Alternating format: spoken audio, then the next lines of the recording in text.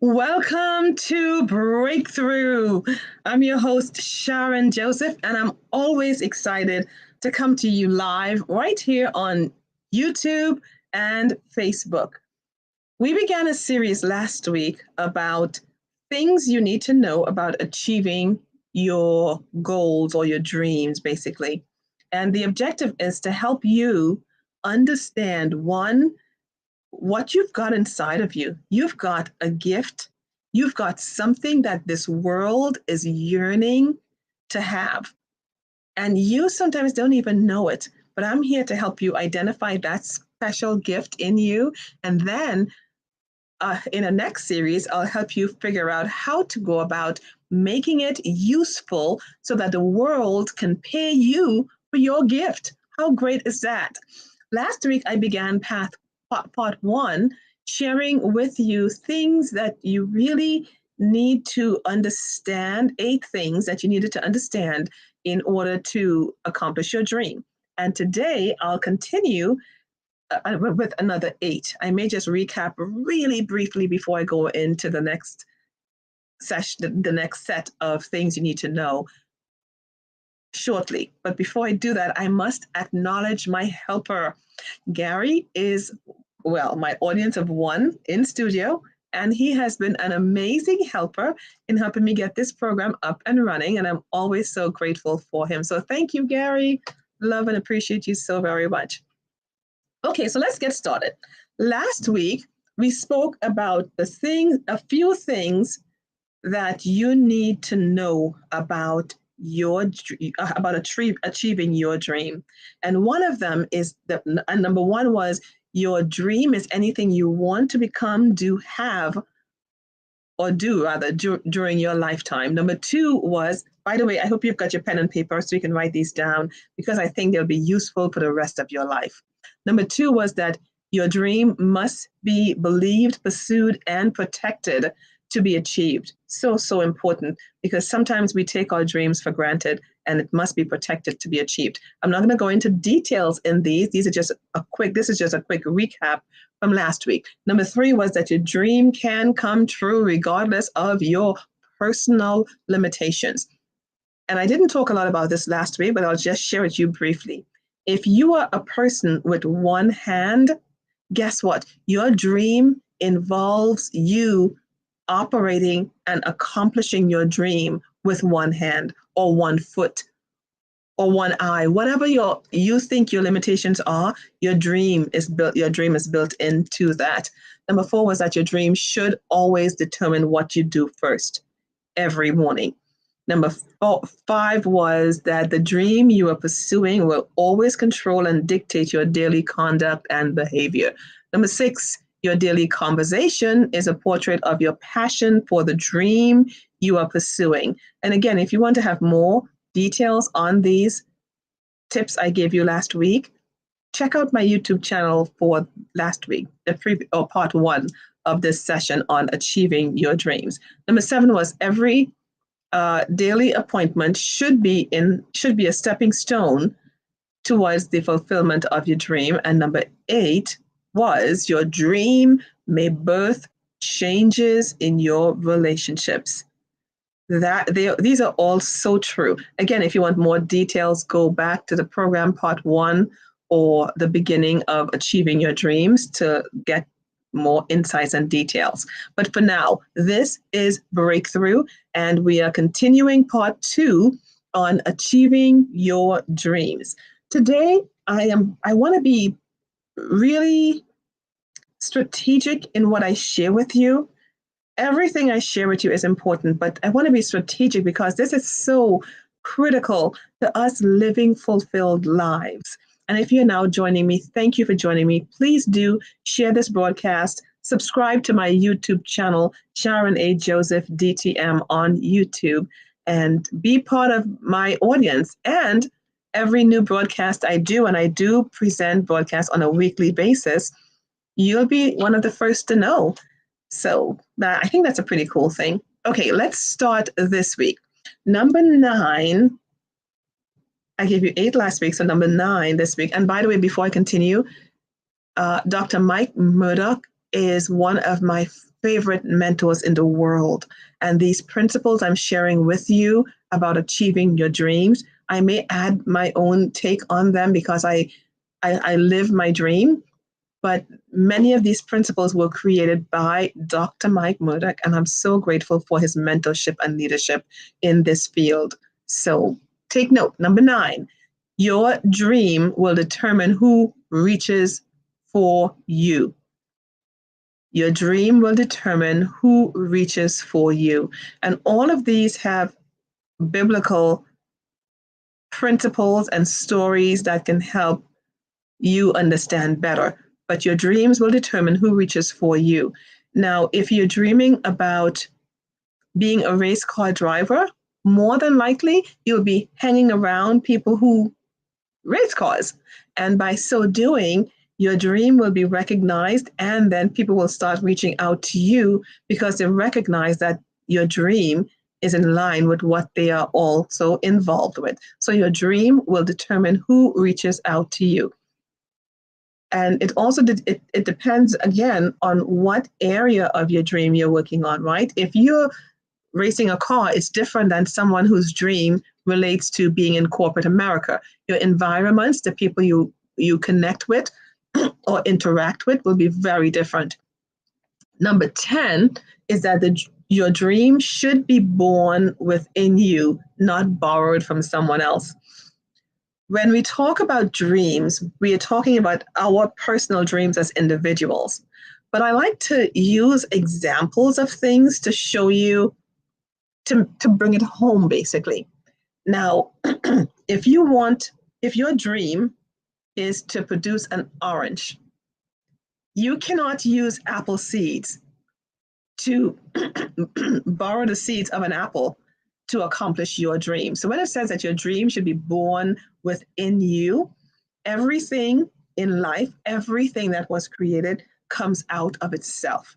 Our creator deliberately did that. So you can get an orange from apple seeds. So if you want to get an orange out, you need to get the seeds and then plant the seeds of the orange in order to get oranges.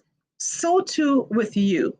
The dream that's within you, if it is building, let's say, or construction, you've got that gift of a carpenter inside of you.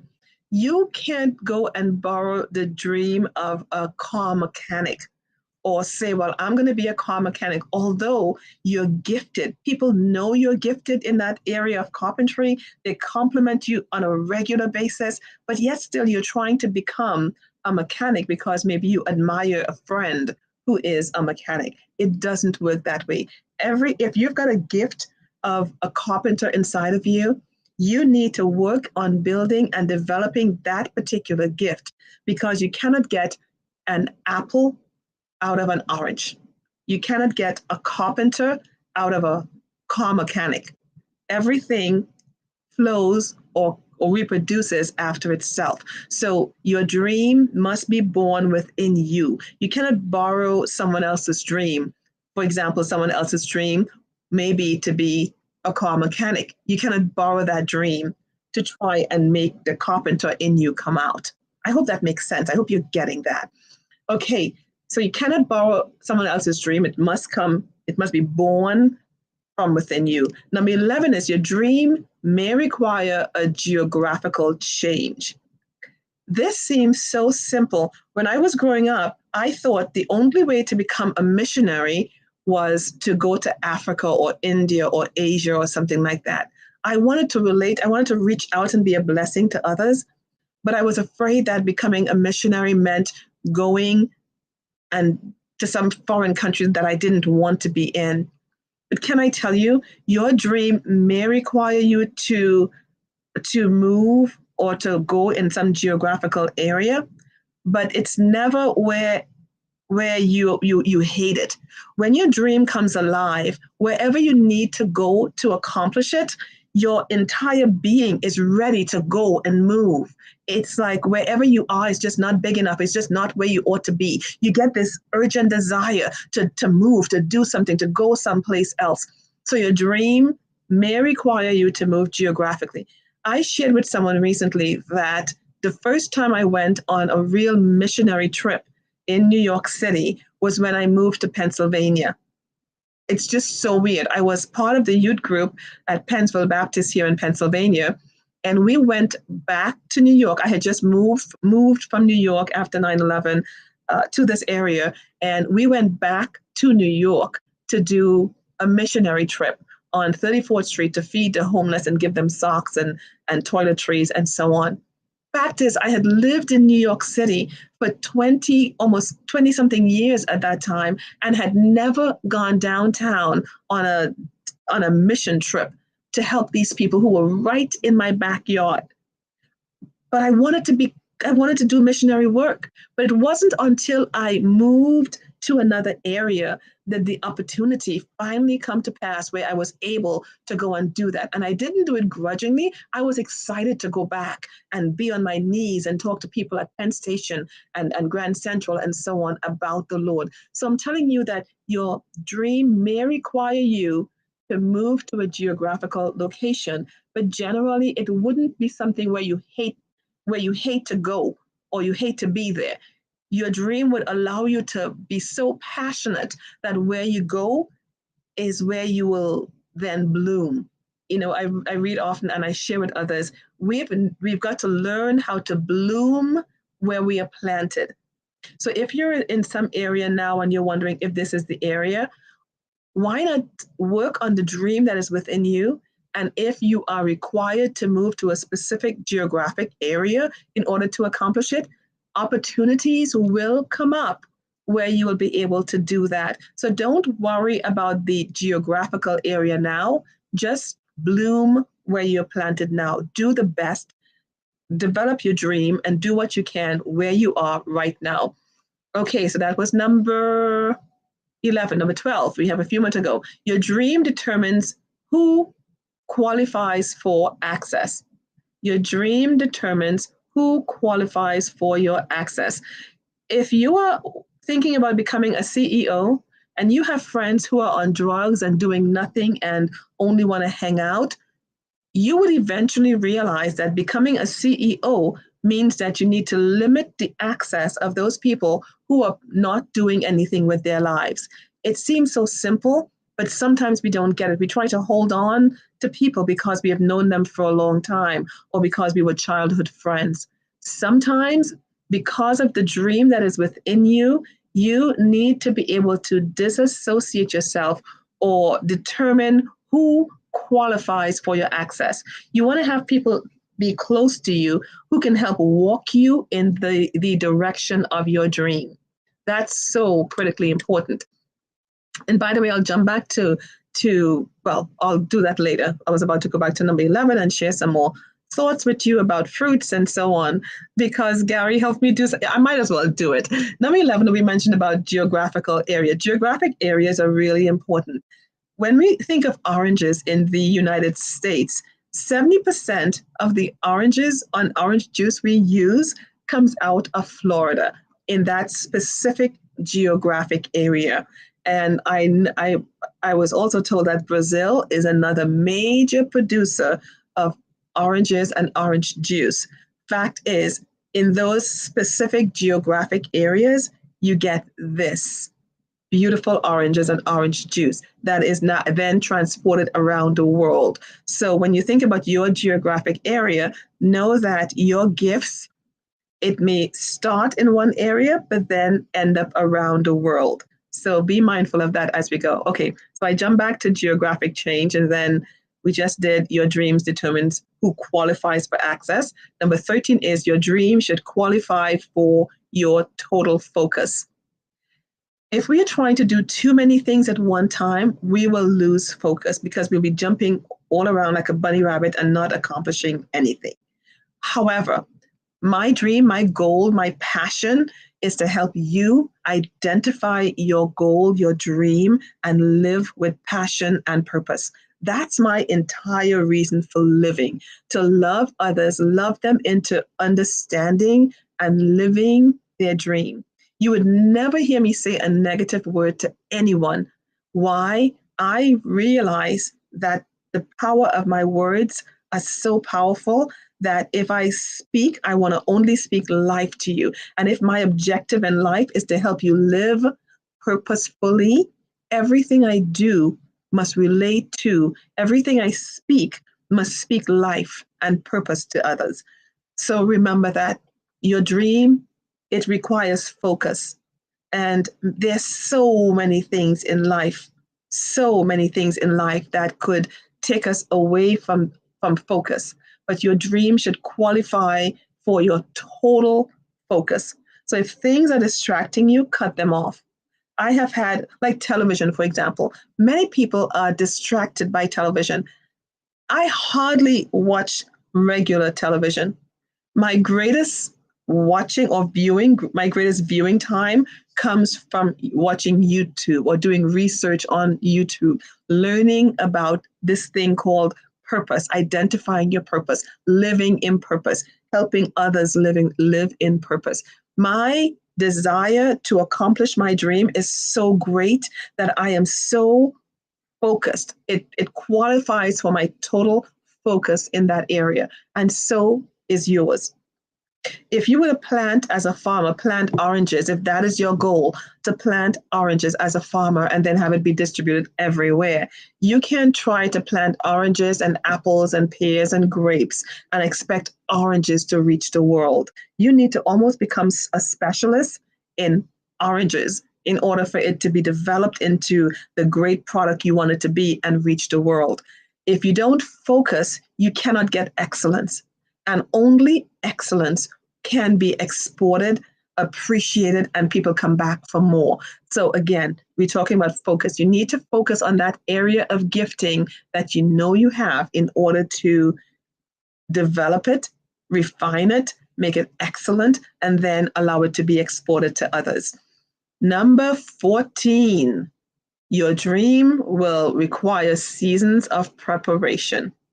Wow, that is so true. And sometimes your preparation may begin where no one sees you. As a matter of fact, I did a program, I led a conference in New York several years ago, and I chose a theme of From the Shadow into the Spotlight. With the many Broadway actors you see doing an excellent job, you never see anyone practicing for the Broadway show in front in the lights. It's all behind the scenes where no one see them until the lights come up, and they've been practicing so long that they're so good, and we appreciate the greatness of the every move they make. So too with your dream. Don't expect to be in the spotlight. Don't expect to be, for example, where I am, if you never prepared and practice how to develop a speech and then how to sit in front of a camera and present a speech. So your dream requires season of preparation. And sometimes that's difficult because we know that we have something, this gift in us, and we just want to share it with the world. But there's something that's required. Refining your dream, that good thing that you do so well, refining it to the point of excellence is so critical to you allowing it to now be a blessing to the world. Your season of preparation is critical to what comes out and how it come out. You don't want to go halfway prepared and be embarrassed. For example, if you're a Broadway performer, you don't want to go halfway prepared, forget your lines or forget your step, and then be embarrassed in the spotlight. When seeds are planted, and by the way, I have some seeds here, and I haven't planted them yet because I use them as an example. They are apple seeds. It's small, but guess what? This has great potential. It has excellent potentials to become wonderful apple trees, sweet apples too, because I saved only the sweet seeds.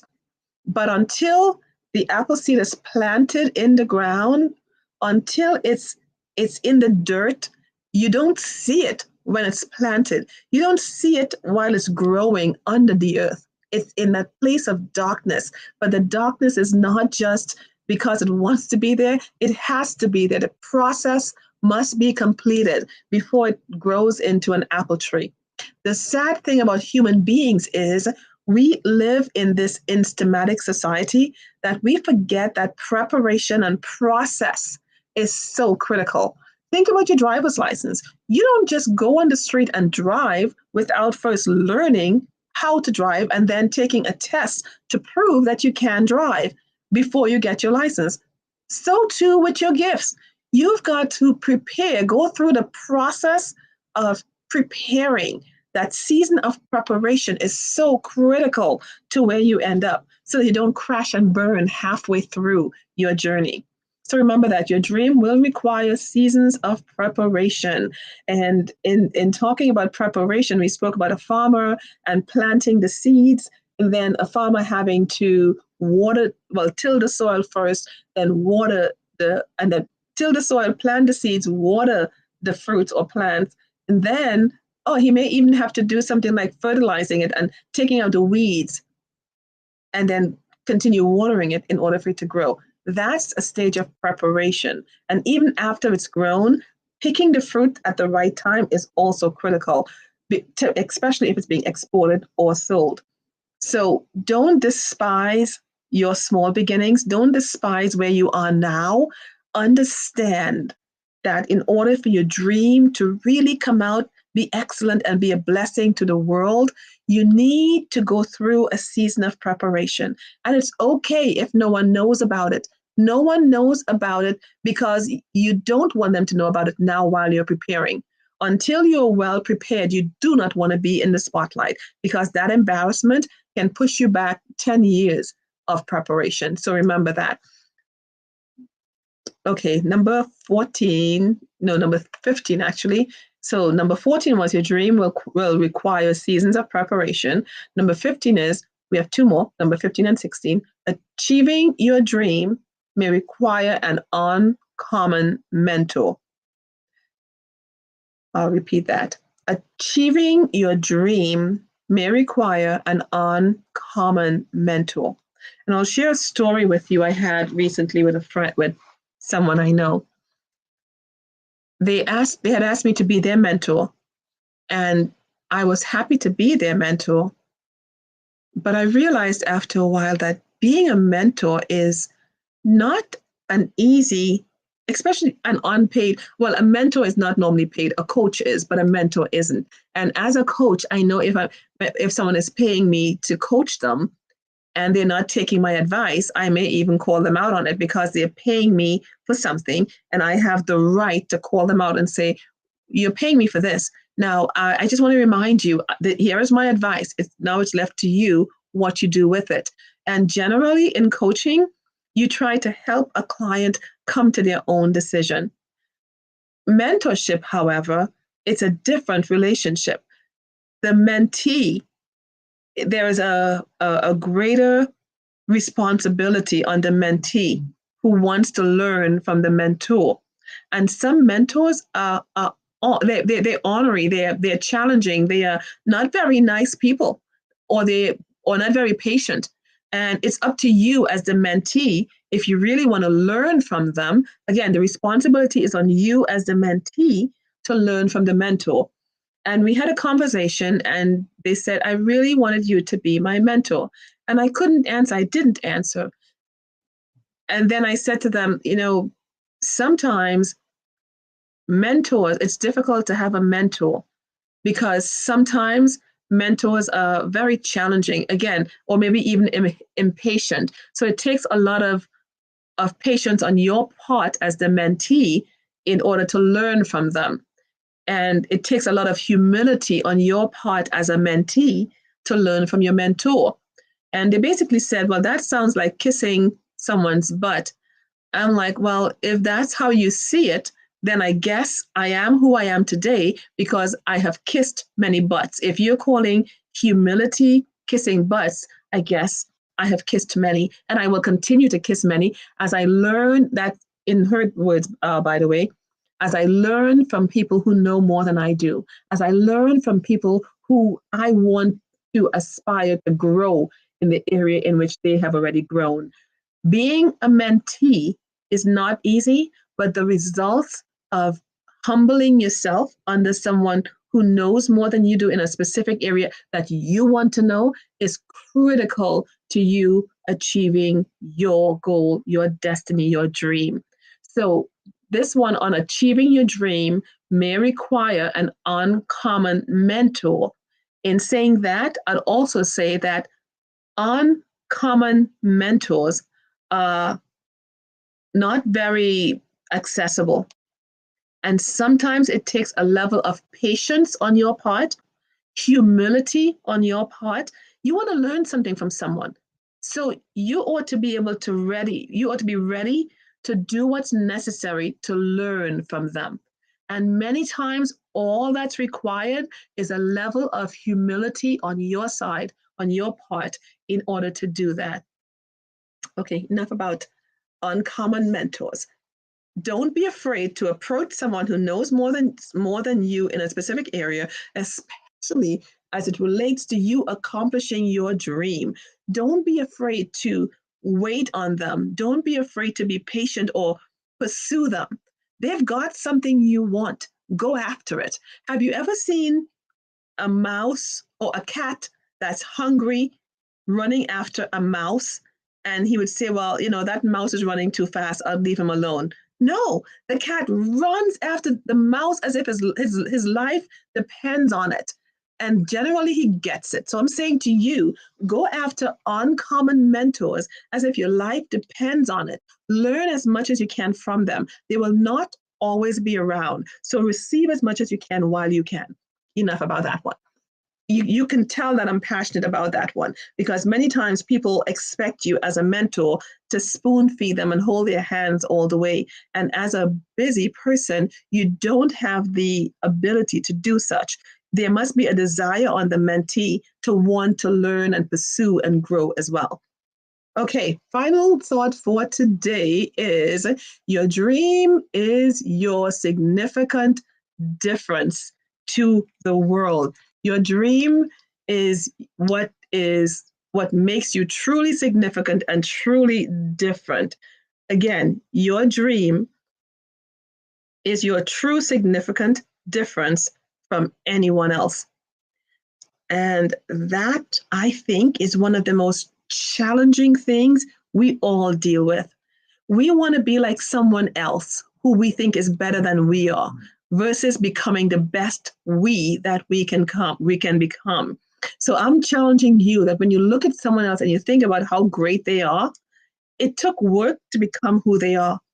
And their gift or dream may be different than yours, but it doesn't mean that you cannot become as great as they are in your own right. You're not trying to be like someone else or be anyone else but yourself. As a matter of fact, your dream cannot come true unless you truly be you.